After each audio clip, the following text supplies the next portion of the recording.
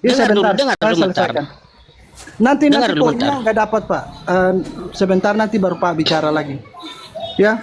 Nah, Jadi ya tadi udah, ya udah. Bang Suma tidak menyentuh sedikit pun apa yang saya minta tolong ya. Tadi Bang Suma mengatakan bahwa kami harus bersyukur kepada tentara Romawi karena atas penyaliban itu. Eh, dan secara tidak langsung Bang Suma mengatakan bahwa Bapak itu harus bersyukur kepada tentara Romawi karena sudah mendukung, makanya terjadinya pembunuhan tersebut. Nah, makanya saya bilang, berarti seolah-olah Tuhan ini harus bersyukur juga kepada iblis karena iblislah Tuhan yang manusia berbuat dosa, ya kan?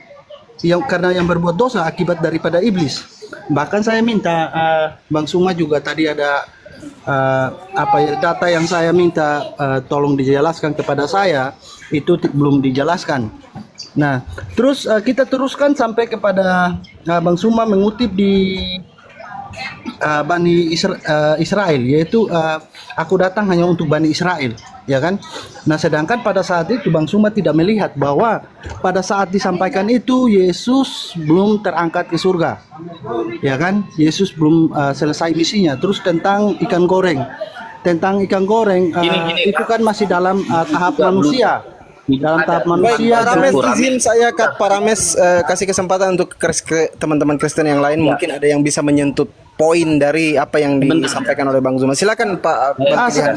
Jangan Bentar Bang, gantian lagi, silakan. jangan terlalu jauh juga ya teman-teman ya. Artinya tadi saya perhatikan Pak Rames ini Tuhan harus bersyukur. Artinya di mana ini iman Kristen ini Tuhan harus bersyukur. Mau bersyukur kepada siapa Tuhan?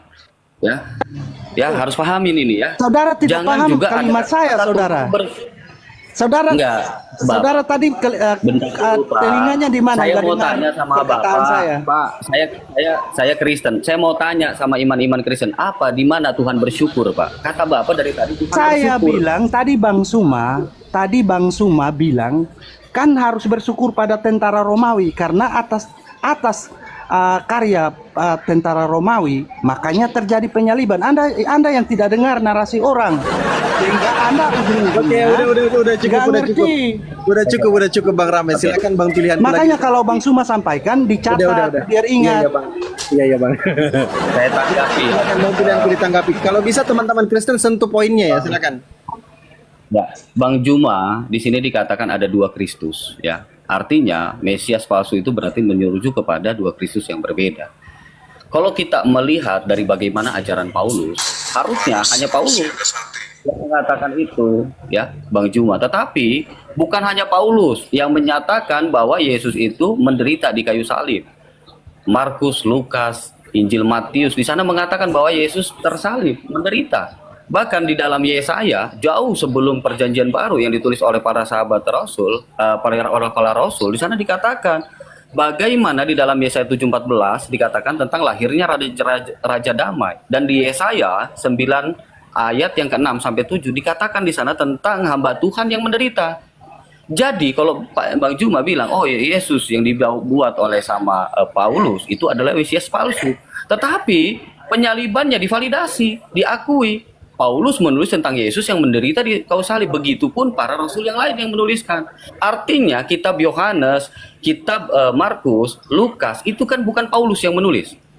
Kok bisa sama sepakat artinya bahwa Yesus itu menderita di kayu salib? Nah ini kan jelas fakta. Bahkan ini jauh dinubuatkan oleh Yesaya. Hamba Tuhan yang menderita.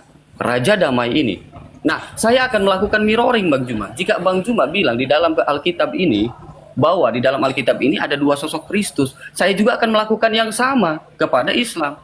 Ada Isa yang diserupakan dan kemudian tidak mati, ada Isa yang mengalami kematian. Maka di dalam Al-Quran dijelaskan di dalam surat Al-Imran ayat yang ke-55. Sebentar saya bukakan. Ali Imran ayat yang ke-55 ya. Di sana dijelaskan bahwa berasal dari kata wafat. Jadi ada dua sosok yang berbeda. Antara Isa yang kemudian tidak mengalami kematian, ada Isa yang mengalami kematian. Dicatat di dalam surat Al-Imran. Bagaimana menjelaskannya ini, Bang Juma? Apakah yang dikatakan di dalam surat Al-Imran ini, Bang Juma akan sepakat bahwa Isa tidak mengalami kematian? Sedangkan menurut kamus bahasa Arab, mutawafika itu berasal dari kata wafat. Artinya maut. Ya, silakan Bang Juma. Oke, baik. Jadi data yang Anda bawa itu justru menerangkan kalau mutawafik itu artinya tidak mati tapi diangkat. Wafat itu tidak mesti mati. Coba Anda lihat kemudian di dalam Al-Quran di surah Maryam ayat 33 atau di Al-An'am ayat 60. Di dalam Al-Quran surah Al-An'am juga sama. Apa ayatnya di sana? Kita buka ya. Anda baca di situ, saya jelaskan kepada Anda bahwa ketika Allah mengatakan Nabi Isa tentang wafatnya, Al-Quran juga menceritakan ternyata wafat itu juga bisa diartikan tidur. Al-Quran surah Al-An'am ayat 60. Wa huwallazi yatawaffakum bil-lail, dan dialah Allah yang menidurkan kamu pada malam hari. Berarti Nabi Isa itu ditidurkan di atas sana, diistirahatkan istilahnya. Sedangkan kalau berbicara mengenai kematian, itu Al-Ankabut ayat 57. Kullu nafsin zaikatul maut. Yesus tidak mengalami maut. Nabi Isa tidak mengalami maut. Dia hanya wafat. Wafat itu diistirahatkan. Wa huwallazi yatawaffakum bil-lail. Apakah kita pada malam hari mati? Enggak. Kita diistirahatkan. Kita semua diistirahatkan, jasad kita diistirahatkan sama yang dialami oleh Yesus. Makanya ketika Anda membawa Ali Imran ayat 55, Isqalallahu ya Isa inni mutawaffik wa rafi'uka ilayya wa mutahhiruka minal ladina kafaru. Itulah yang dijelaskan di dalam Kisah Para Rasul 2 nomor 29, nomor 30, nomor 31. Dia tidak mengalami kematian, dia tidak ditinggal di alam kubur, melainkan dia diangkat oleh malaikat tangan kanan Allah ke atas. Isqalallahu ya Isa inni mutawaffik wa rafi'uka ilayya wa mutahhiruka minal ladina kafaru. Nah, orang-orang kafir yang menolaknya ini terlanjur menyalibkan seseorang, maka seseorang yang disalibkan itu diangkat menjadi apa? Diangkat menjadi Tuhan dan Kristus bagi mereka. Al-Quran saya juga mengatakan itu. Apa kata Al-Quran? Innahu yarakum huwa kabiluhu min haitsu la taranahum inna ja'alna syayatin awliya'a lilladina la yu'minun. Sesungguhnya aku menjadikan iblis itu sebagai Tuhan bagi orang-orang yang tidak beriman. Makanya orang yang menyalibkan Yesus itu terharu dan kemudian diminta oleh Petrus, segeralah kalian selamatkan diri kalian dari angkatan jahat ini. Jadi apa yang diterangkan oleh Yesus, apa yang diterangkan oleh Petrus itu seirama. Bahwa karena ucapan mereka membunuh Yesus, membunuh Isa alaihissalam, menyalib Isa alaihissalam, maka aku hukum mereka. Sebenarnya yang mereka salib itu bukan kemudian Nabi Isa alaihissalam, tapi orang yang diserupakan. Karena dia melakukan itu, maka aku hukum. Apa hukumannya? Apa hukumannya? Aku jadikan iblis untuk menjadi sembahan mereka. Orang Israel semua harus tahu bahwa Yesus yang kau salibkan itu telah dijadikan menjadi Tuhan dan Kristus bagi kalian. Iblis yang kalian sembah bukanlah anak Maria. Demikian. Di sini saya bawa data. Mas, saya minta penjelasannya dulu tentang yang Sebentar, tadi ya. di sini saya bawa data.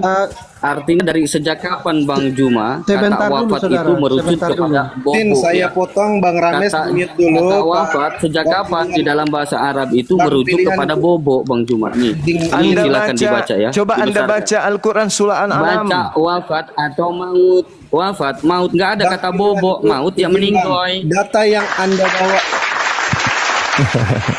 data yang dibawa ini dari AI, Bang. Jangan buat malu Kristen yang lain lah ya. Kalau bisa data yang primer. Tahu nggak data primer? Apa data primernya ya? Arab, Bang. satu aja tunjukkan dalam kata Al-Quran surah Al-An'am ayat 60. Wa huwallazi yatawaffakum bil-lail wa ya'lamu ma jarahtum bin-nahar. Jelas itu ayatnya. Dan dialah yang menidurkan kamu pada malam hari, dan dia mengetahui apa yang kamu kerjakan pada siang hari. Surat apa Bang Juma? Al-An'am ayat 60. Al-An'am ayat yang Lagian Al-Quran surah Maryam ayat 33 itu masa-masa Yesus masih bayi. Semoga disejahterakan atasku pada saat aku dilahirkan, pada saat aku diwafatkan. Di sini ya Bang Juma sebentar. Di sini saya di dalam surat yang Bang Juma bilang surat Al-Maidah. Di sini Al-An'am ayat dikatakan 60. Al-An'am ayat 60. Oke. Iya. Al-An'am. Bentar. Kita cross check dulu ya. Silakan. Iya Bang Suma, saya minta penjelasannya dulu tentang alasan Bang Suma kenapa sehingga kami disuruh bersyukur kepada tentara Romawi. Oke, saya jelaskan. Tentara Romawi terjadinya pembunuhan. Oke, saya Terus jelaskan. nanti tolong jelaskan saya di hadis Muslim ya, hadis Muslim 4936. Makasih. Apa itu? Hadis berapa? Hadis Muslim, Iya. hadis Muslim 4936. Makasih. Oke.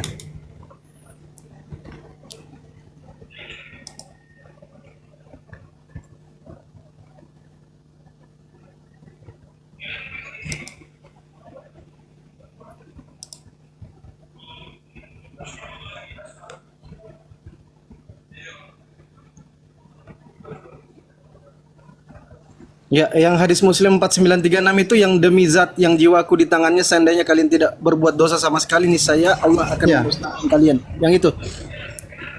Ya saudara. Oh, Iya. Udah dapat datanya, Gurunda?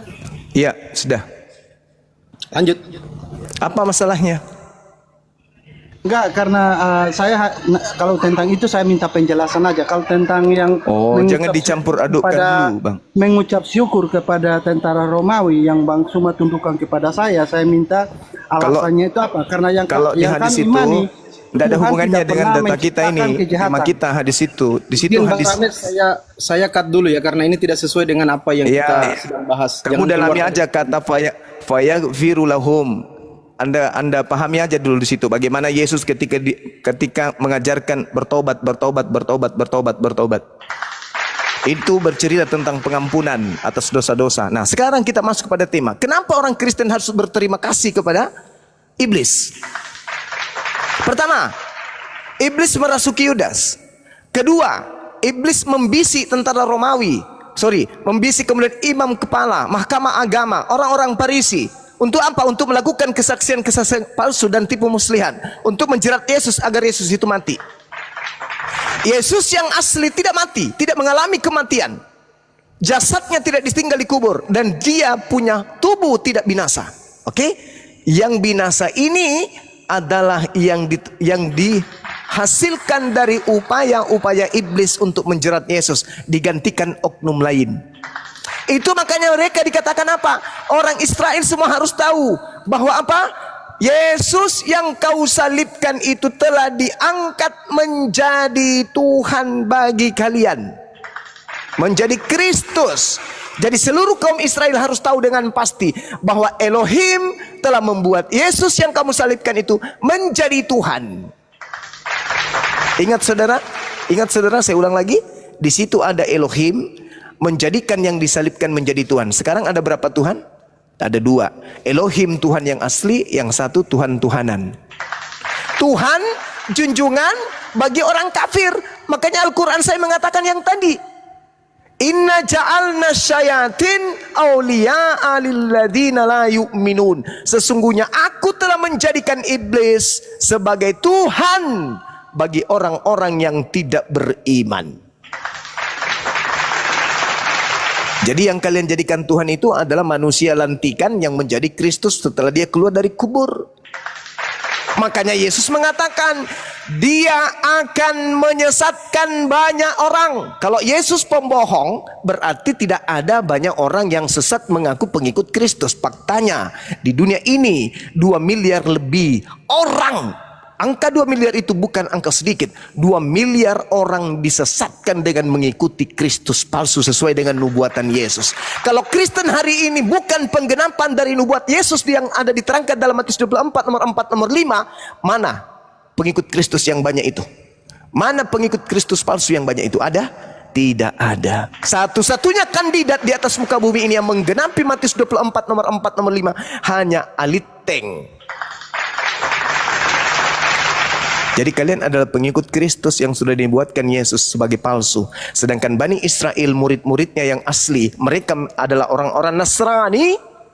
Begitu kemudian mereka mengikuti ajaran Nabi Isa alaihissalam, keturunannya berjumpa Nabi Muhammad, mereka segera mengikuti apa? La ilaha illallah Muhammadar Rasulullah. Seperti Siti Khadijah, Bukhairah dan seterusnya, mereka menjadi pengikut Rasulullah. Sedangkan kalian ini pengikut siapa? Paulus dari barat. Galatia 1 nomor 15 nomor 16, aku diutus kepada orang-orang non Yahudi. Galatia 2 nomor 8, aku diutus untuk mereka yang tidak bersunat. Petrus diutus untuk orang bersunat, Yesus diutus untuk orang bersunat. Paulus mengaku diutus. Siapa yang mengutus Paulus? Siapa yang mengutus Paulus? Siapa yang mengutus Paulus? Dialah yang dia temui di dalam padang gurun dan di dalam penjara. Kristus palsu. Apakah relevan antara ajaran Kristus anak Maria dengan ajaran Paulus? Tidak relevan sama sekali. Semua bertentangan. Yesus mengajarkan hidup kekal itu adalah mereka mengenal Engkau satu-satunya Tuhan yang benar dan mengenal Yesus sebagai apa? Sebagai utusan. Tetapi Paulus mengajarkan apa? Yesus adalah Tuhan yang datang dalam rupa manusia, kemudian mati menebus dosa orang-orang Kristen, bangkit kemudian menjadi Tuhannya orang Kristen. Itu ajaran Paulus. Sama enggak dengan ajaran Kristus yang asli Bani Israel? Tidak sama. Ajaran Yesus yang asli tidak Natalan. Ajaran Yesus yang asli tidak makan babi. Ajaran Yesus yang asli tidak ibadah minggu. Ajaran Yesus yang asli bersunat. Ajaran Yesus yang asli ibadahnya sabat. Ajaran Yesus yang asli menyembah Tuhannya Abraham, Ishak dan Yakub. Ajaran Yesus yang asli kitabnya adalah Tanak. Sedangkan Kristen hari ini, semua yang diajarkan Yesus itu tidak mereka lakukan. Bahkan yang mereka lakukan adalah tradisi Romawi, tradisi Yunani, menghantarkan mereka sebagai penganut agama pagan yang membungkus diri mereka dengan ajaran Yesus dengan mengambil terjemahan-terjemahan kitabnya orang Yahudi. Begitu masuk ke Indonesia, si pagan membungkus diri mereka dengan ajaran Islam dan mereka nampak ke Islam-Islaman. Dipanggillah Tuhannya dengan sebutan Allah, disebutlah kitabnya dengan sebutan Alkitab. Penampilan mereka ke Islam-Islaman. Ini fakta real bagaimana iblis masuk ke ranah sampai kepada ranah anak cucu Adam dengan menampilkan hal-hal yang baik tapi semu palsu. Carikan saya Kristus palsu yang memiliki banyak pengikut. Carikan saya, temukan itu. Kalau bukan Kristen hari ini, tolong tunjukkan kepada saya Kristus yang punya banyak pengikut. Mana pengikutnya, apa nama kelompoknya, apa nama ibadahnya, siapa nama Tuhannya, dan apa yang mereka lakukan. Tunjukkan kepada saya, sekali aja. Kalau bukan Kristen, siapa kandidatnya? Kalau tidak ada, tinggalkan agama kalian. Kenapa? Karena Yesus ternyata pembohong, pendusta. Ternyata nggak ada Kristus palsu itu. Ternyata nggak ada pengikut Kristus palsu yang banyak itu. Karena tidak ada faktanya. Kecuali Anda ingin menerima dengan legowo bahwa apa yang disampaikan oleh Bang Suma itu adalah benar. Yesus menubuatkan datangnya Kristus palsu dan pengikutnya itu banyak. Dan satu-satunya kelompok di atas muka bumi ini, garis kiri, adalah Kristen yang menjadi pengikut Yesus palsu. Kalau bukan Kristen dan bukan yang mereka sembah itu palsu, tolong tunjukkan siapa pengikut Kristus palsu itu yang banyak itu mana. Saya rindu untuk melihat itu. Silakan. Gue jawab bang, gue jawab. Oke, ya. Yang pertama, kata Tuhan Yesus kan banyak orang, bukan terbanyak. Mari kita survei pengikut di dunia ini yang percaya Tuhan Yesus banyak orang atau terbanyak? Terbanyak percaya Tuhan Yesus. Percaya Tuhan Yesus tidak bangkit. Clear. Ya, kita pahami pengikut Yesus di dunia ini terbanyak atau banyak orang. Kita bedakan Bang Zuma, narasi terbanyak itu artinya nomor 1. Banyak orang arti nomor 2. Ya, agama mana di dunia ini nomor 2? Silakan jawab. Yang kedua, tadi saya sudah katakan, Zuma, dari Kejadian sampai Wahyu, buktikan iblis bisa membuat kesembuhan. Tidak pernah dan tidak ada. Ya, buktikan. Karena yang menyembuhkan mata Paulus siapa? Yesus. Makanya saya percaya. Lo fakta. Buktikan. Tadi kan Zuma katakan banyak nabi-nabi atau mesias-mesias yang melakukan mukjizat. Oke, pertanyaan saya, ya, nabi-nabi itu kan perantara iblis, betul? Yes. Perantara iblis. Ya, buktikan roh iblis mampu menyembuhkan orang. Dah, yang kedua, tidak ada dalam satu pun ayat di Alkitab yang mengatakan roh iblis mampu menyembuhkan orang. Tidak pernah. Ya, yang kedua. Yang ketiga, tadi Zuma mengatakan tentang pencobaan Tuhan Yesus lupa saya, di padang gurun. Kenapa Yesus tidak mau dan tidak berhasil? Jawabannya gampang. Karena Yesus tidak percaya perkataan iblis. Kalau Zuma percaya perkataan iblis bahwa iblislah mempunyai kerajaan di dunia ini, berarti Bang Zuma sama seperti iblis. Kenapa Yesus tidak terpengaruh dan tidak ikut mereka? Karena Yesus tidak percaya. Karena yang punya kerajaan dunia bukan iblis. Iblis mah ngaku-ngaku. Makanya pencobaan itu gagal. Gue bantah semua. Yang keempat, gantian Bang Zuma, Bang panjang. Gue baru 1 menit. Kan gue kan tugasnya membantah. Oke, udah 3 saya bantah. Yang keempat, kalau tadi perkataan Yesus tentang nabi-nabi palsu, mesias-mesias palsu, kita pahami. Ya, apa perkataan Yesus? Orang yang pengikut Yesus sejati adalah orang yang mau menderita atas namanya. Pertanyaan saya, Zuma, Paulus menderita nggak atas nama Tuhan Yesus? Menderita. Apa buktinya? Dia itu dari pejabat menjadi orang-orang yang dicari sama kerajaan. Orang gila mana, Zuma, mau merelakan jabatannya untuk menghilangkan jabatannya untuk sesuatu yang tidak dia percaya? Paulus itu posisinya tinggi, bos, tapi dia tinggalkan semua hanya untuk mengikut Tuhan Yesus. Makanya yang membedakan nabi palsu adalah satu, sesuai perkataan Tuhan Yesus, orang yang mau menderita atas namanya. Silakan jawab, apakah Paulus menderita atas nama Tuhan Yesus? Menderita. Makanya yang saya katakan tadi, Yesus yang dilahirkan Maria, itu adalah Yesus yang mati di kayu salib, dan Yesus pula yang ketemu sama Paulus. Itu sosok yang sama. Silakan. Oke, baik. Tugas Anda adalah membantah. Tugas saya menyadarkan Anda. Anda bantah aja semua itu data dalam Bible. Saya tugasnya menyelaraskan kemudian kemanusiaan Anda dengan data-data tersebut. Yesus sendiri mengatakan, pada hari terakhir nanti banyak orang berseru kepadaku, bukankah kami telah mengusir setan? Bukankah kami telah bermukjizat? Yesus katakan apa? Enyahlah daripadaku, kalian semua adalah pembuat kejahatan. Jadi kalau Anda punya akal sehat, orang yang diusir dengan tuduhan pembuat kejahatan, itulah orang-orang yang melakukan mukjizat. Anda pengen cari mana dalam kitab Kejadian sampai kitab Wahyu ada setan bisa bermukjizat menyembuhkan orang. Yesus menjawabnya. Kata Yesus, pada hari terakhir nanti banyak orang berseru kepadaku, Tuhan, Tuhan, Tuhan, bukankah kami mengusir setan dengan memakai namamu? Bukankah kami bermukjizat memakai namamu? Apa kata Yesus? Kau semua pembuat kejahatan. Jadi kalau Anda bertanya kepada saya, mana orang jahat itu yang bisa mengusir setan? Mana orang jahat itu yang bisa bermukjizat? Tuh, telan Matius yang menjelaskan itu. Sabar. Enggak, biar nggak banyak. Pertanyaan saya, siapa yang menyembuhkan mata Paulus? Itu Anda baca. Yang tadi yang saya terangkan, sabar. Anda terangkan tadi. Yang saya terangkan tadi apa? Orang yang bernubuat, Kristus palsu. Saudara, ini waktu saya. Oke, ini waktu saya. Ini waktu saya. Kristus palsu melakukan banyak mujizat. Apa sih artinya menyembuhkan mata itu?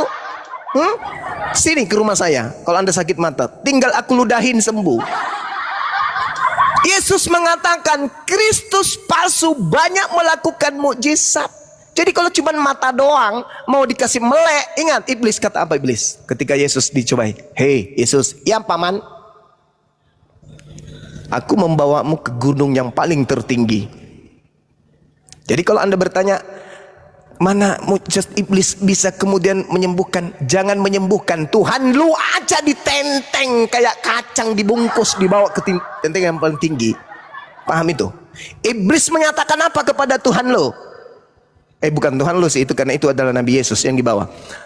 Yesus, kalau kamu menyembahku, segala kuasa di atas muka bumi ini aku serahkan kepadamu, sebab aku berkuasa memberikan ini semua kepada siapapun yang aku kehendaki. Dia berikan kepada Paulus dong, karena kepada Yesus, Yesus menolak. Diberikan kepada Yudas dong, karena Yesus menolak. Yang keluar dari kubur itulah yang menerima itu, dan Yesus tidak menerima berarti bukan Yesus yang keluar dari kubur. Ingat yang diceritakan oleh nubuat Daud, yang diceritakan oleh khotbah Petrus. Petrus tidak berkata dari dirinya sendiri. Petrus berbicara tentang nubuat Nabi Daud. Nabi Daud menubuatkan tuannya tidak mengalami kematian, tidak disentuh oleh kebinasaan, dan dia tidak ditinggal di kubur. Itu sopore, diangkat oleh tangan kanan Elohim naik ke langit. Itu siapa rek? Berbeda dengan yang dibunuh. Maka yang dibunuh ini pada hari ini juga orang Israel harus tahu bahwa Yesus yang kau bunuh telah dijadikan menjadi Tuhan. Ada berapa Tuhan? Ada Tuhan baru. Ada Tuhan baru yang dilantik kemudian oleh Elohim karena saking marahnya Elohim. Apa kata Elohim? Jangan kau membunuh orang yang benar, jangan kau membunuh orang yang bersalah, sebab aku Tuhan tidak akan pernah membenarkan orang yang salah.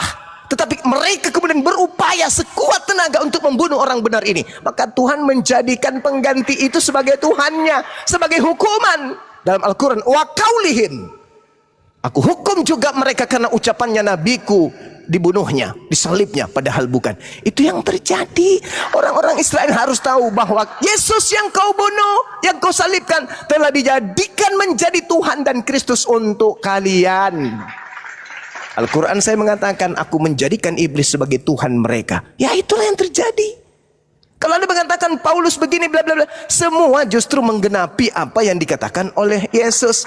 Nah sekarang pada pernyataan Anda yang awal, yang terbanyak saya katakan di atas muka bumi ini, orang-orang yang menjadi pengikut Yesus Kristus yang banyak itu mana? Karena ada pengikut Yesus asli, ada pengikut Yesus palsu. Kalau kalian pengikut Yesus asli, lalu pengikut Yesus palsu yang banyak itu mana? Mana? Tunjukkan mana? Kita mau kemana? Ke planet Mars cari? Nggak ada di planet Mars. Yang ada cuma satu kandidat, Ali Teng doang. Pengikut Kristus palsu itu kalian, pengikut Kristus palsu itu asli itu Bani Israel yang tidak makan babi, yang menjalankan sabat, yang bersunat, yang sujud dalam ibadah. Kitab mereka adalah kitab Tanakh. Mereka anak-anak Yakub. Sedangkan kalian ini siapa? Kalian ini adalah pengikut Kristus yang dinubuatkan Yesus itu. Kenapa? Kalian makan babi, kalian tidak bersunat, kalian ibadah minggu, kalian Natalan, bla bla bla bla bla bla bla bla bla dan seterusnya. Itu fakta saudara, itu real. Lembutkan hatimu menerima kenyataan itu. Kalau Anda menolak, boleh. Sah saja Anda mempertahankan itu. Tapi sampai kapan Anda ingin menipu diri Anda sendiri? Kalau bukan ente pade yang dinubuatkan, banyak orang, lalu siapa? Itu PR Kristen sedunia. Kalau bukan Kristen yang ada di Indonesia ini, pengikut Kristus palsu yang banyak itu, tunjukkan mana pengikut Kristus yang palsu yang banyak itu. Ada. Sedangkan sabar. 10 detik terakhir. Sedangkan Yesus mengatakan pada hari terakhir nanti aku akan mengusir mereka dan berkata, enyahlah daripadaku, aku tidak mengenal kalian, kalian semua adalah pembuat kejahatan. Itu siapa? Pada hari terakhir berarti hari ini sudah berbuncah-buncah itu. Sudah berlaksa-laksa tuh pengikutnya. Keturunan mereka sampai akhir kiamat nanti tuh yang bertemu dengan Yesus pada saat kedatangan kedua kalinya. Mana mereka itu? Mana? Kalau bukan Kristen lalu siapa? Demikian. Oke, terima kasih. Kita bahas tadi ya tentang kita fokus tadi. Di sini dikatakan di dalam surat Al-An'am ayat yang ke-60, di sana ada kata huwallazi yatawaffakun. Artinya tidur, ya. Tetapi di dalam surat Ali Imran ayat yang ke-55 di sana dikatakan mengambil. Kata mutawafika mengambil, kata yatawaffakum menidurkan. Nah, jadi yang mana menidurkan atau mengambil yang benar? Itu yang pertama. Yang kedua, Bang Juma menanyakan tentang Mesias palsu, ajarannya. Kami mengikuti ajaran Mesias yang asli, yang tidak pernah mengajarkan tentang kejahatan. Contoh, pertama, Mesias yang tidak mengajarkan menikahi menantunya. Mesias yang tidak pernah mengajari menikahi anak di bawah umur. Maka di dalam kitab Kejadian 2:18 dikatakan, aku akan menjadikan seorang penolong yang sepadan 1:1. Nggak ada 1:13. Atau yang kedua di dalam surat At-Taubah yang At-Taubah ayat 123 yang tidak memerangi orang kafir. Maka di dalam Alkitab dikatakan, ampunilah musuhmu, ampunilah orang yang menganiaya kamu, bukan orang kafir. Ya. Nah itulah makanya kenapa Nabi Muhammad itu ditegur di dalam surat At-Tahrim ayat 1. Apa yang sudah dihalalkan diharamkan. Izin bang pilihanku jangan, kalau bisa jangan keluar tema, nanti ditertawain sama teman-teman yang nonton di bawah. Fokus aja. Anda mau mencoba menyerang, tapi Anda enggak kesampaian karena Anda enggak paham apa yang Anda narasikan. Silakan Bang Zuma ditanggapi. Iya. Orang Kristen bahas Al-Quran. Lucu ini. Lucu. Jadi ya betul, tidak sampai ke sana. Seibarat anak TK yang melihat kapal selam lalu ngotot mengatakan itu adalah ikan. Jangan ketinggian. Ini aja dulu, Kristus palsu ini dulu. Semakin Anda menyerang Al-Quran, semakin Anda ketahuan bahwa Anda sedang mencari pelampung. Anda lagi hanyut, cari pelampung. Anda mau menyerang Al-Quran, oh no. Al-Quran dikelilingi dengan yang hak. Ilmu Al-Quran itu sangat tinggi dan orang Kristen tidak akan pernah sanggup menerobos itu. Oke? Sekarang ke Kristus palsu ini dulu. Karena gelar, saudara, gelar penyesat yang datang setelah Yesus, menurut Yesus bukan sallallahu alaihi wasallam, tapi gelar penyesat yang datang setelah dia adalah Kristus. Apakah nabiku bergelar Kristus? No. Apakah Tuhanmu bergelar Kristus? Yes. Yesus mengatakan, waspadalah kepada penyesat yang datang kepadamu dengan memakai namaku. Siapa namaku? Yesus. Dan berkata, akulah Kristus. Berarti penyesat itu mengaku Yesus gelar Kristus. Kalau baca lengkap, Yesus Kristus. Jadi gelar penyesat yang datang setelah Yesus bukan Nabi Muhammad, bukan sallallahu alaihi wasallam, tapi Kristus. Maka pengikut penyesat itu bernama Kristen. Karena Kristen adalah pengikut Kristus. Berarti siapa? Siapa penyesat itu? Kristus. Siapa pengikutnya? Kristen. Kita urut. Apa kata Yesus dalam Matius 24? Kita urut baik-baik. Kata Yesus di dalam Matius 24, di data kemudian nomor 15-nya, kata Yesus jam begini, apabila engkau melihat sang pembinasa keji duduk di mana? Duduk di atas tahta yang kudus, seperti yang dinubuatkan Nabi Daniel. Apa kata Nabi Daniel? Penyesat itu akan memutarbalikkan hukum Tuhan. Apakah itu terjadi? Terjadi. Paulus memutarbalikkan semua firman Tuhan yang datang kepada Bani Israel melalui Yesus. Jadi apabila kamu melihat pembinasa keji berdiri di tempat kudus, kamu di situ siapa? Bani Israel. Yang hidup di mana? Hidup di Israel. Dengan siapa? Dengan Yesus. Kok jadinya ke abad Nabi Muhammad? Apabila kamu melihat pembinasa keji berdiri di atas tempat yang kudus. Apa tempat kudus itu? Gelar yang suci. Apa gelar suci itu? Rasul. Itu Siapa yang dilihat kemudian duduk di tempat suci ini oleh murid-murid Yesus angkatan pertama, abad pertama? Nabi Muhammad atau Paulus? Paulus. Dia akan duduk di situ, wah, seakan-akan orang suci dia. Seakan-akan dia adalah orang-orang utusan Tuhan, utusan Sang Maha Tinggi. Padahal Yesus mengatakan dia adalah pembinasa keji. Kok lari, Mas? Berarti ada pembinasa keji yang bertopengkan gelar suci. Siapa itu? Pembinasa keji. Mengajak orang-orang menyembah kepada makhluk. Mengajak orang-orang mengutuk kepada Nabi Tuhan. Mengajak orang-orang menghilangkan hukum Tuhan lalu dia bikin hukum sendiri. Mengajak orang-orang untuk percaya bahwa hukum Tuhan itu adalah sampah. Dilarang makan babi. Makan babi. Dilarang supaya jangan mengotori hari Sabat, mengganti dengan hari Minggu. Jangan kau menambahi, jangan kau mengurangi, bikin buku sendiri 13 buku. Jangan kau racuni, jangan kau ganggu, kuduskanlah hari Sabatku. Diganti pula hari Sabat itu jadi Minggu. Tapi ngaku-ngaku pengikut Yesus. Yesus sendiri mengatakan, aku mengenal muridku, muridku mengenal aku, mereka mendengarkan suaraku dan mengikuti aku. Aku ke sinagoge, aku ke mikdaks, aku sujud di hadapan Elohim. Mereka malah sujud kepada patung Yesus.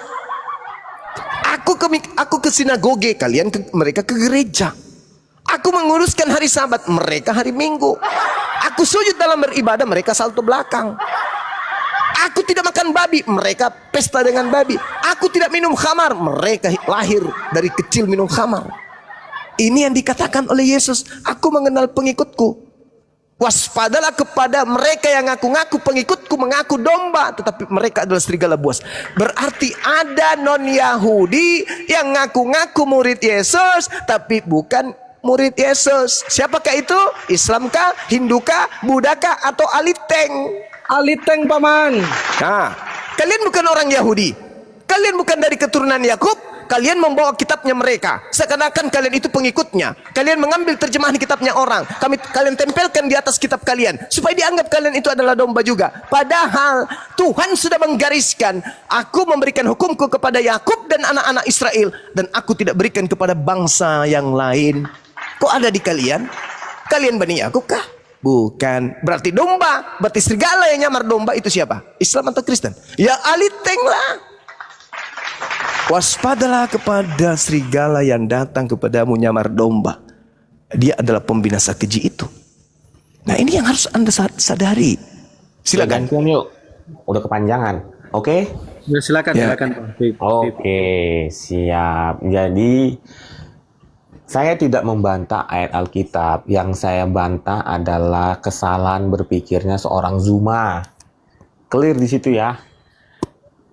Pertama, tadi Zuma mengatakan Yesus tidak mengenal orang-orang yang memanggil Yesus Tuhan. Pertanyaan saya, coba Zuma tanya ke seluruh orang Kristen. Orang Kristen itu yang berteriak Yesus Tuhan atau mengimani Yesus adalah Tuhan. Itu dua hal yang berbeda. Kalau kata anak muda sekarang, jangan gombal. Apa yang di mulut sama yang apa di hati berbeda. Sesuai Yohanes 3 ayat 18, yang Tuhan Yesus butuhkan adalah iman, kepercayaan, bukan omong tok.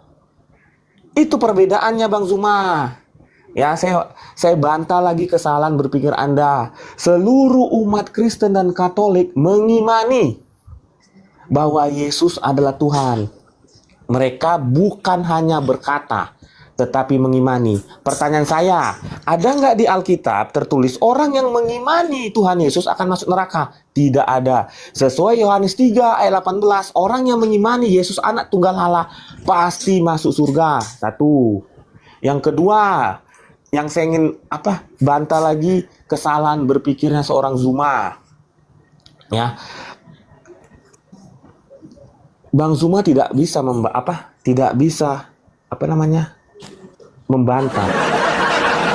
Zuma tidak bisa membantah saya. Apakah Paulus menderita saat mengikut Yesus? Menderita. Apa enggak itu sesuai dengan perkataan Paulus? Sesuai. Apa kata Yesus? Pengikut Yesus sejati adalah orang yang mau menderita atas namaku. Paulus menderita nggak atas nama Yesus? Menderita, bos. Bang, Jadi saya bang, katakan, bang Vipi izin, pelampungnya dicari dulu bang. Kok nggak dapat pelampungnya? Apa yang Ya kan? diterangkan oleh Bang Zuma nggak ditanggapi semua, satu pun nggak menyentuh poin Bang Vipi. loh, tadi saya silakan. tanggapin. Yesus adalah Tuhan, saya tanggapin. Orang Kristen, orang yang omong doang atau mengimani Yesus Tuhan, saya tanggapin kan? Iya kan? Makanya saya tanggapin dengan pakai ayat juga, Yohanes 3 ayat 18. Orang yang beriman Yesus anak tunggal Allah, dia tidak akan dihukum, artinya dia masuk surga. Clear kan? Betul? Yang ketiga, saya tanggapin lagi kesalahan berpikirnya Zuma. Gini ya, kita pahami perkataan Tuhan Yesus. Ya. Nabi-nabi palsu dan Mesias palsu akan bermukjizat. Ya, akan bermukjizat. Pertanyaan saya, di situ dikatakan nggak manusia atau roh? Kenapa kita katakan tuh nabi atau Mesias palsu? Karena kita bisa melihat. Yang ketemu Paulus siapa, bos? Apakah orang lain bisa melihat kecuali Paulus? Tidak, makanya saya katakan itu Tuhan Yesus. Karena yang kita tahu perbedaan roh dan manusia adalah roh tidak bisa dilihat, manusia bisa dilihat. Roh bisa dilihat. Kenapa dia bisa dilihat? Karena sesuai dengan apa yang dia pengen ketemu. Kenapa hanya Paulus yang bisa melihat? Karena Yesus hanya pengen ngobrol sama Paulus. Selesai, clear. Bantah perkataan saya, dalam Kejadian sampai Wahyu, ada roh iblis yang mampu menyembuhkan. Tidak ada. Tidak ada. Yang ketemu sama yang ketemu sama Paulus adalah Tuhan Yesus dalam bentuk roh. Karena dia tidak terlihat kecuali sama Paulus. Jangan berpikir falasinya dibalik-balikan. Ya, bedakan roh dan manusia. Roh tidak bisa dilihat, manusia bisa dilihat. Clear. Itu saja saya sudah bisa membuktikan bahwa Yesus yang mati di kayu salib adalah Yesus anak Maria. Dia juga yang ketemu sama Paulus. Bang Vipi, sedikit Bang Vipi, yang ketemu dengan Paulus ini di padang gurun tadi bentuknya roh atau cahaya, Bang? Kenapa dinamakan tidak bisa dilihat? Saya katakan roh karena tidak bisa dilihat. Saya namakan roh karena hanya Paulus yang bisa melihat, betul? Baik ya. Silakan Bang Zuma ditanggapi sebelum masuk. Oke. Kita sudah mau maghrib ya. Kita kerucutkan masalah 10 menit kurang lebih. Silakan. Begini, saudara. Menurut Yesus, ketika dia hendak terangkat ke langit, yang datang setelah dia siapa? Yang datang setelah dia? Iya. Tidak ada. Nah, inilah kecacatan berpikir, karena orang Kristen itu hanya modal percaya doang, tidak belajar tentang Bible. Siapa yang Yesus datang juru selamat selain Tuhan Yesus? Silakan. Oke, saya jawab ya. Yesus berkata begini, adalah benar jikalau aku pergi. Ayatnya. Sebab Yohanes 14 nomor 16. Anda baca. Baca dulu sebelum saya ajarin Anda. Silakan. Saya baca ya. Iya. Aku akan minta kepada Bapa dan Ia akan memberikan kepadamu seorang penolong yang lain supaya Ia menyertai kamu selama-lamanya. Saya ulang roh pertanyaan. kebenaran. Ayat 17-nya dikasih tahu. Yaitu siapa roh kebenaran? Silakan. Ya, yang membawa roh kebenaran, Ya. bukan roh kesesatan, ya? Betul, roh kebenaran. Silakan. Ya, roh kebenaran. Jadi seorang kan? Roh. Seorang itu bukan manusia.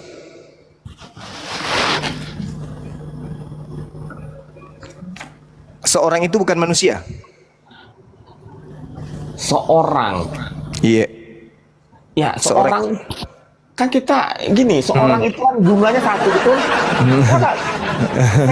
Saya ikut.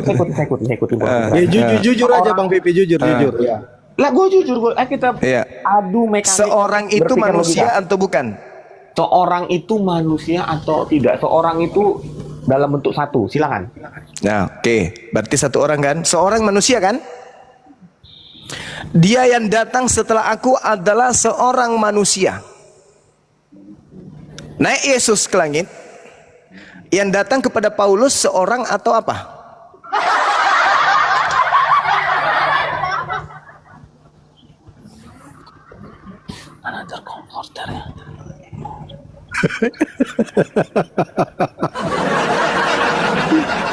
Oh, oke, oke. Nggak apa-apa, nggak apa-apa. Ini kan cuma terjemahan. Oh, no, no, no, no, no, no. Karena saya baca King James itu comforter.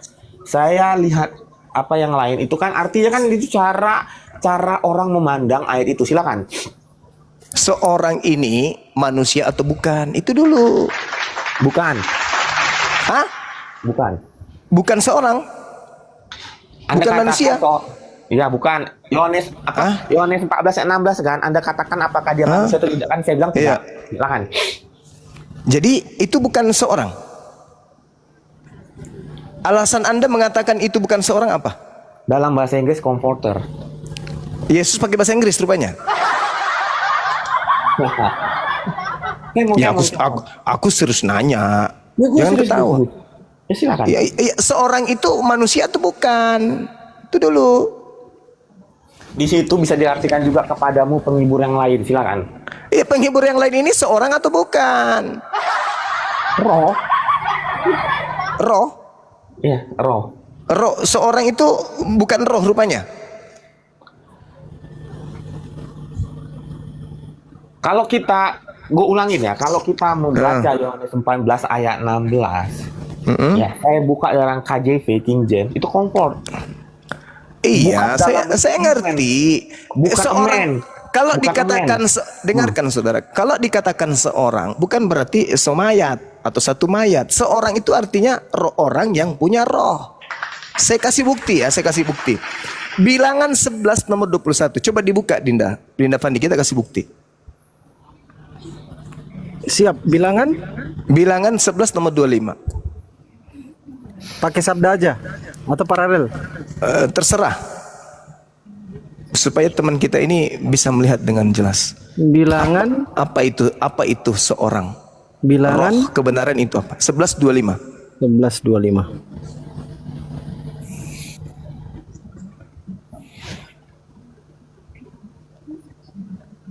Oke.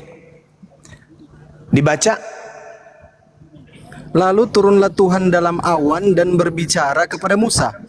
Ya. Kemudian diambilnya sebagian dari roh yang Ada pada yang hinggap padanya dan pada Musa. ditaruhnya di atas ke-70 tua-tua itu. Ketika roh itu dihinggap pada mereka, kepenuhanlah mereka seperti nabi, tetapi sesudah itu tidak lagi. Roh yang ada pada diri Musa diambil oleh Tuhan, diserahkan kepada ke-70 tua-tua. Setelah roh itu datang kepada ke-70 tua-tua itu, maka dia kepenuhan seperti seorang nabi. Jadi nabi ini adalah seorang. Roh kebenaran adalah roh yang berasal dari Tuhan yang diberikan kepada orang yang ditunjuk. Sampai sini paham atau belum? Kalau belum paham saya jelaskan lagi nih. Seorang. Jadi Yohanes 16 nomor 7 adalah lebih baik, adalah benar yang engkau katakan bahwa lebih baik aku pergi. Sebab kalau aku tidak pergi, seorang penolong lain atau penghibur itu tidak akan datang. Berarti aku harus pergi supaya roh kebenaran yang adalah seorang penghibur ini datang. Sekarang yang datang kepada Paulus seorang atau bukan? Sebab yang datang setelah Yesus adalah seorang yang membawa kebenaran, sama seperti Musa. Kalau Anda baca di dalam bilangan 11:29, tetapi Musa berkata kepadanya, apakah engkau begitu giat mendukung diriku? Kalau seluruh umat Tuhan menjadi nabi, karena Tuhan memberi roh dianggap kepada mereka. Jadi kalau ada orang diberi roh Tuhan, maka dia adalah seorang nabi. Maka roh kebenaran yang berasal dari Tuhan yang datang setelah Yesus adalah seorang nabi. Yang datang kepada Paulus nabi enggak? Bukan. Sibilisisis. Jadi kesimpulannya, menurut Yesus yang datang setelah dia pergi adalah seorang manusia lain. Terima kasih saudaraku Bang Afida. Barakallahu fiik. Nehemia 9 nomor 30. Coba Ninda Fan dibuka. Bacakan kepada saudara kita ini. Siap. laksanakan. Bentar aja, habis itu kita ini. Siap. Iya. Nehemia 9:30.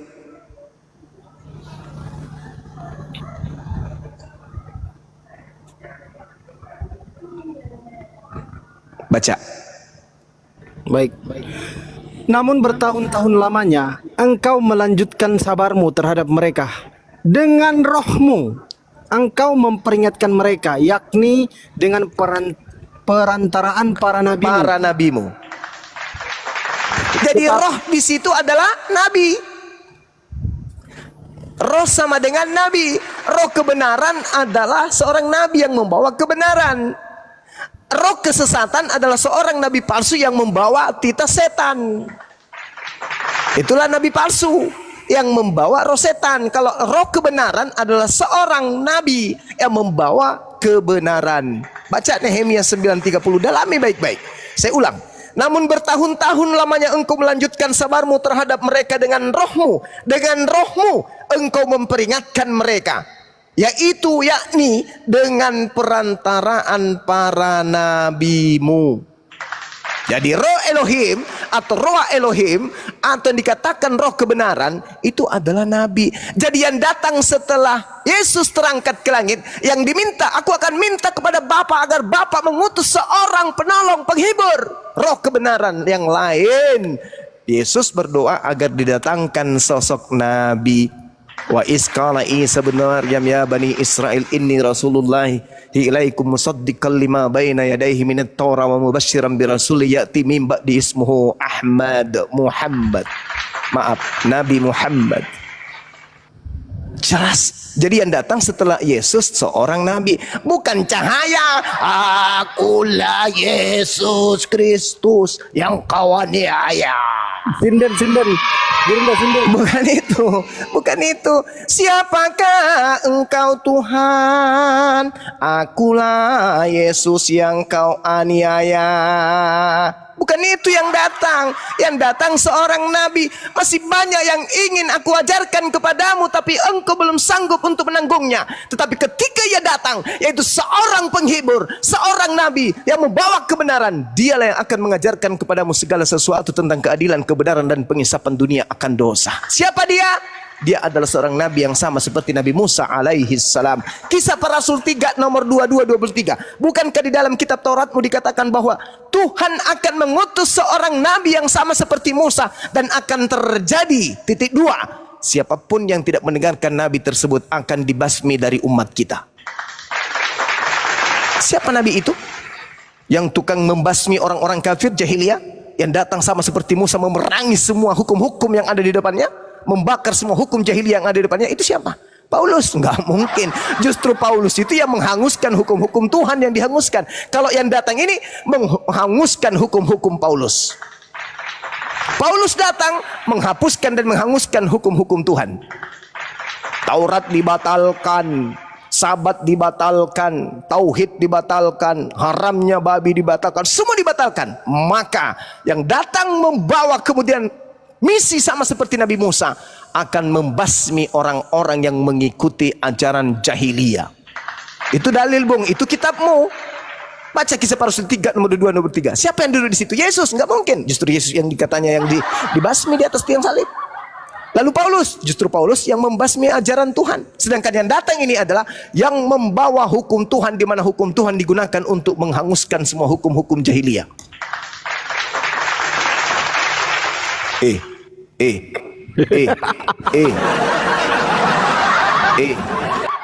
Kanda, gimana ini? Ini kan maghrib, kita tutup nanti lepas Isya baru kita buka atau kayak mana, Bang Zuma? Karena nggak ada kawan-kawan dari waktu Indonesia Barat ini, wilayah waktu Indonesia Barat.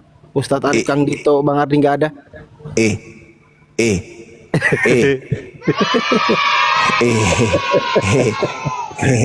Ada berapa pemain dari penyembah Kristus tadi yang bertahan tinggal dia? Kupikir dia kuat, ternyata kuda-kudanya lemah juga. Oh iya, ada Bang Ardi. Ini ada Bang Ardi. Ada Bang Ardi. Ini bukan penyembah Kristus ini. Ini pembasmi juga ini. Assalamualaikum warahmatullahi wabarakatuh. Langsung Bang Ardi moderator ya. Saya dengan Bang Zuma jadwal sholat di sini maghrib. Ya, saya infokan sebentar Bang Zuma dan teman-teman yang ada di bawah. Silahkan nonton VT saya. Ya, baik di akun kuning maupun di akun yang biru. Saya sudah buat VT kecurangan Superpel. Nah, Kirim ke Japri ke saya juga deh, biar saya siap, Nanti di share, siap. siap abangku, nanti di-share. Siap abangku. siap. Oke, jadi kita simpulkan dulu Siap, Kenda. materi yang dihindari oleh siapa yang dihindari oleh RK tadi malam. Dia tidak menyangka kalau saya akan melarikan ke Kristus palsu. Dia pikir Bang Suma itu menolak kemesiasan atau kealmasian Nabi Isa alaihissalam. Justru dia menguatkan kedudukan Nabi Isa alaihissalam ketika dia menjelaskan tentang kitab ini, targum ini dan seterusnya. Tapi dia tidak tahu ternyata Bang Suma itu nusuknya langsung ke jantung. Apa itu? Kristus yang keluar dari kubur itu sopo? Kalau dia dinubuatkan dari sejak kitab-kitabnya Yahudi, lalu ini yang keluar dari kubur yang baru dijadikan sebagai Tuhan dan Kristus ini siapa? Nah, dia tidak nyangka kalau serangannya dari sana. Dia menghindari, dia tutup semua serangan dari depan. Nah, ini tidak mungkin Bang Suma masuk di sini, nggak mungkin masuk di sini, nggak mungkin masuk di sini. Dia nggak tahu ternyata dia ditusuk dari atas. Pertahanannya dari atas bolong, dihantam langsung dari atas. Siapa Kristus yang keluar dari kubur yang Anda sebutkan, yang disebut sebagai dilantik Yesus yang kau salibkan itu telah dijadikan menjadi Tuhan dan Kristus. Itu siapa itu? Dia nggak sentuh sama sekali. Nah, kita teruskan di sini dan kita teruskan di komal-komal yang lain bahwasanya mereka ini adalah pengikut daripada Kristus yang disalib dan baru menjadi Kristus setelah dia keluar dari kubur. Saya kira begitu sahabat-sahabat. Ada guru kita di sini, ada Ustaz Muhammad Hanafi. Mungkin mau melanjutkan, kita ibadah maghrib dulu. InsyaAllah nanti habis isya kita Waalaikumsalam warahmatullahi wabarakatuh. Waalaikumsalam warahmatullahi wabarakatuh. Dinda Hanafi. Gantian ya, Ustadz Hanafi. Ya, Bang Ardi sama Ustadz Hanafi ya gantian ya, karena saya dengan Iya, Bang Zul iya. jadwal Maghrib. maghrib. Siap. Silakan. Siap abangku. Silakan, Lahir. Siap. Ya, Assalamualaikum warahmatullahi wabarakatuh. Waalaikumsalam warahmatullahi Waalaikumsalam warahmatullahi. Bang Ardi, saya buat kayak gini aja. Nanti kalau mau dibesarin kan biar gampang. Gitu aja Iya. ya Bang Ardi. Silakan. Oke, Ini siap. ada Martin sama adik kita Levan ini mau belajar. Jangan terlalu keras Bang Ardi sama adik kita ini ya. Yang Kristen. Ya, aku kirim ke Bang Fandi ya. Aku kirim ke Bang Fandi ya. Siap. Oke, lanjut Bang Ardi. Oke, teman-teman yang mau lihat video saya pembuktian bahwasanya Room Superpel kemarin melakukan kecurangan secara terang benderang gitu kan. Terang benderang, sama sekali terang benderang, nggak ada mendung-mendungan sama sekali teman-teman. Nggak ada mendung, terang benderang melakukan kecurangan yang hakiki gitu Ustadz Hanafi, kalau saya boleh bilang bahasa Yunaninya hakiki gitu Ustadz. Bahasa Yunani hakiki itu bahasa mana Ustadz ya? Bahasa Ibrani bukan bahasa Arab ya kira-kira ya. Itulah itu tuh teman-teman. Jadi ya bahasa Arab hakiki tuh. Oke, saya salah ternyata ya kan. Nah itu. Ya, lagian memang kita harus percaya sama Allah kan, Bang Ardi. Kita kan wajib percaya sama Allah kan. Iyalah. Terus maksudnya Justru gimana? karena kita wajib percaya sama Allah, Bang Ardi lagi dekat kipas angin kan, atau lagi naik pesawat, atau lagi digebukin sama malaikat Jibril. Soalnya itu banget soalnya. Iya. Gerbek-gerbuk gitu loh. Iya Ustadz, nggak apa-apa kan Ustadz, saya mute deh. Lanjut. Nggak, soalnya noise takutnya disangkanya gue yang noise. Kayak digebukin sama malaikat Jibril maksudnya. Lanjut. Nggak, Allah sudah berjanji bilang walan tarda ankal yahud walan nasara hatta tattabi'a millatahum. Bahkan orang-orang yang memang sering kumpul dengan orang-orang kafir, orang-orang Yahudi, man tashabbaha biqaumin fahuwa minhum. Makanya almar'u 'ala dini khalilih falyanzur ahadukum may yukhali. Gitu loh. Makanya kita ya sudah, tapi minimal tugas kita sudah berdakwah. Dan kita hanya bisa mensupport, mendoakan Gurunda Zuma dan teman-teman para apologet semuanya agar kiranya sama Allah Rabbu Jalla Jalaluhu diberikan kesehatan ya, dimurahkan rezekinya, panjangkan umurnya untuk berdakwah, agar kiranya anak keturunan kita semuanya selamat daripada yang namanya kekafiran, kezaliman, kebodohan. Kita cukup benci itu kepada kebodohannya saja, benci kepada kekafirannya, benci kepada kezalimannya. Kalau orangnya itu saudara kita. maka wajib kita selamatkan mereka semuanya. Jadi ya tidak apa-apa. Kita umat Islam itu memang dari dulu kayak apa coba dulu orang-orang munafik yang dibilang dia masuk Islam, ayo kirim berapa puluh orang penghafal Quran, dibunuhnya juga itu di zaman Rasulullah. Di zaman Rasulullah ada seperti itu. Bukankah kita orang-orang yang beriman pengen mati dalam kondisi husnul khatimah? Ya itu. Jadi ya biasa-biasa saja. Kita doain aja semuanya, para apologet, para debaters muslim, semoga selalu dalam lindungan Allah, dan semua teman-teman yang mensupport selalu dalam lindungan Allah. Gitu aja teman-teman. Lanjut. Oke, Pak Ustadz, kita lanjutkan tema yang tadi sedang dibahas saja.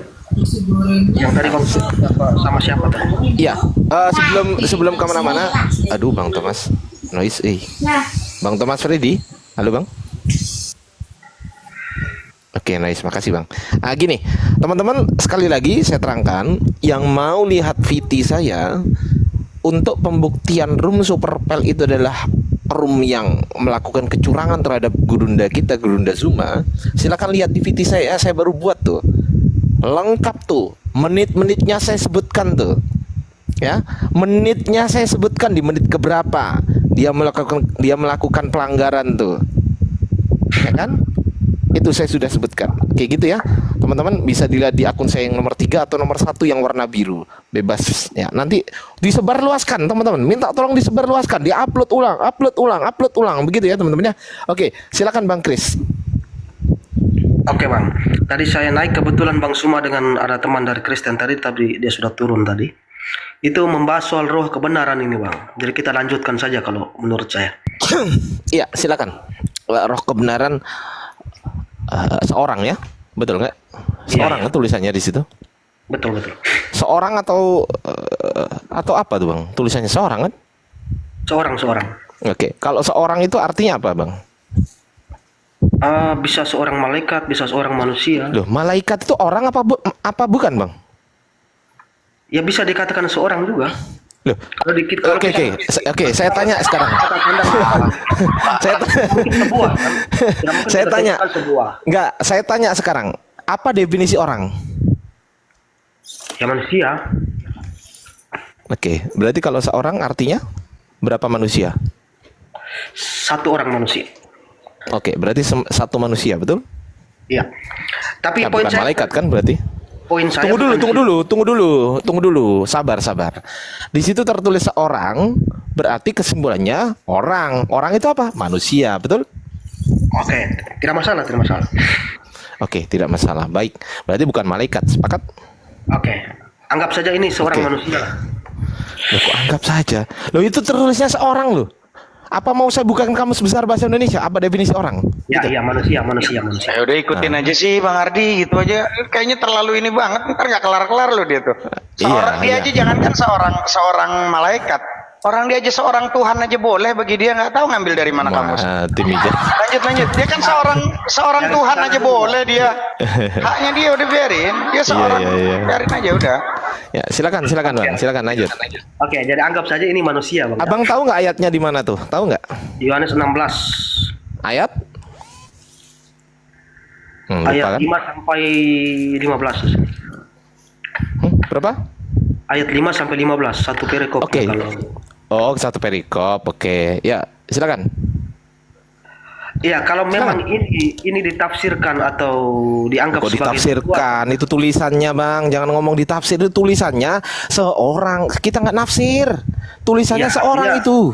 Arahnya kan mau dianggap sebagai nubuatan untuk Nabi Muhammad, kan arahnya ke sana. Itu belum ke situ Bang, kita belum ke situ tuh.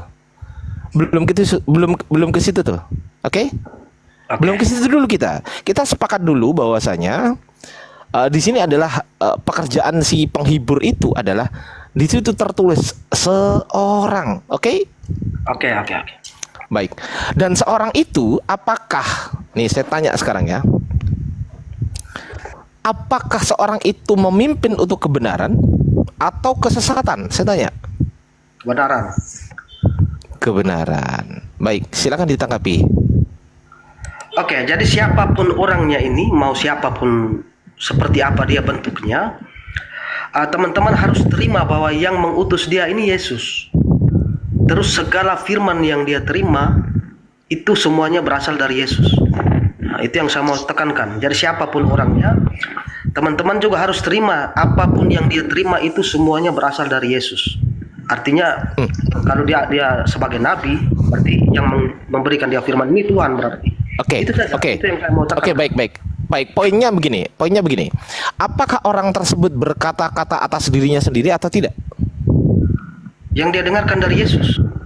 Saya tanya Anda, apakah orang ini berkata-kata atas dirinya sendiri atau tidak? Tidak. Dia Oke, apa yang dia saya ulangi katakan lagi. semuanya dari Yesus. Baik. Apakah Yesus berkata-kata dengan dirinya sendiri atau tidak?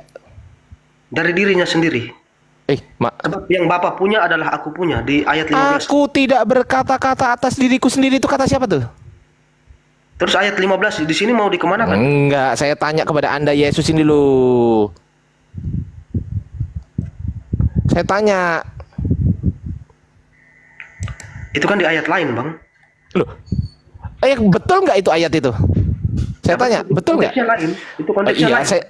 Saya tanya sekarang. Coba dibuka Yohanes 12:49. Buka dulu, bacakan. Silakan. Yohanes 12:49. Silakan buka. Oke. Kita pelan-pelan ya. Aduh, ngecas dulu ah. Sebab aku berkata-kata bukan dari diriku sendiri, tetapi Bapa yang mengutus aku, dialah yang memberikan aku. Baik, pertanyaan saya, ayat itu betul atau salah? Betul. Oke. Berarti Yesus tidak berkata-kata dari diri Yesus sendiri, betul? Betul. Oke, itu poin pertama. Kita ke Yohanes 16. Coba dibaca Yohanes 16 ayat 13. Silakan. Yohanes 16:13. Silakan.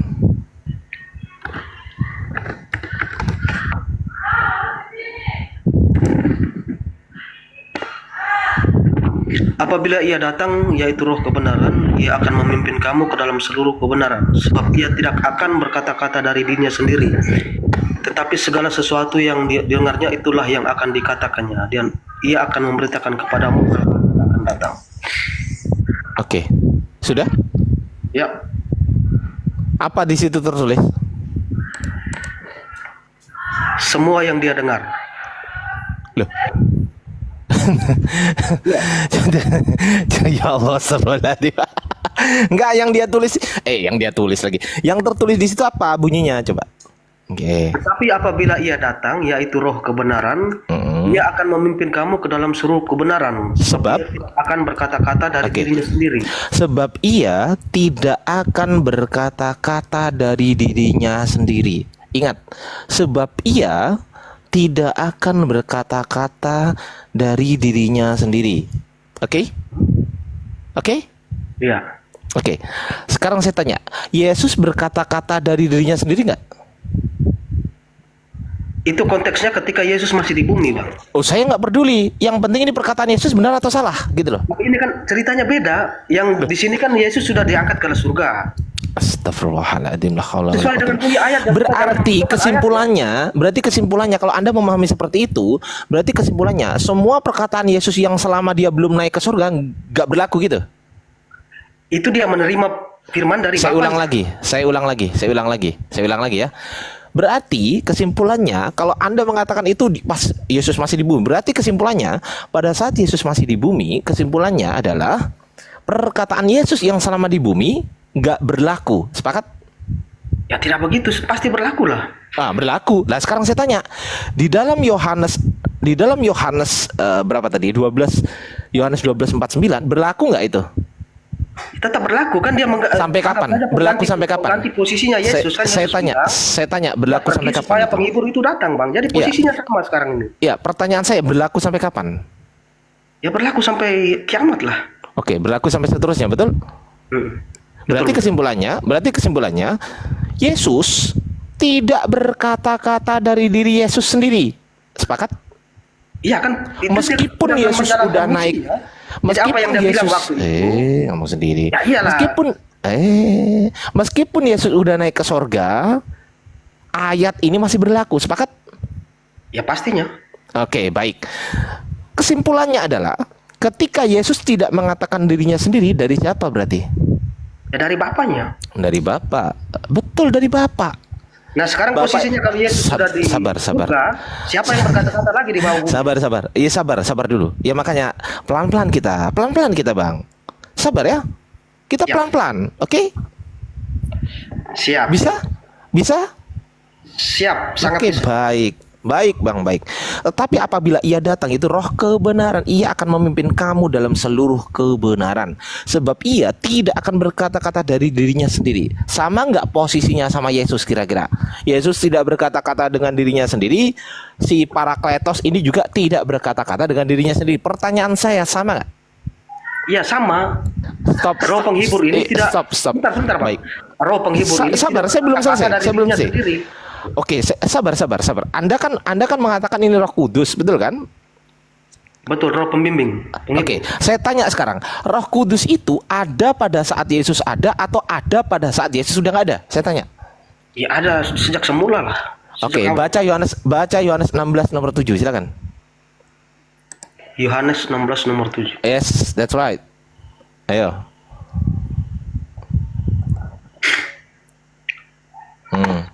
Namun benar yang kukatakan ini kepadamu adalah lebih benar bagi kamu jika aku pergi.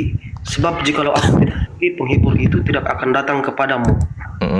Jikalau aku pergi, aku akan mengutus dia kepadamu. Jediar, pertanyaan saya. Ketika Yesus belum pergi, Roh Kudus sudah ada belum? Belum membimbing. Nah, ayo. Tadi katanya udah ada. Ayo. Ayo, ketampol Ketika Yesus lagi. masih ada,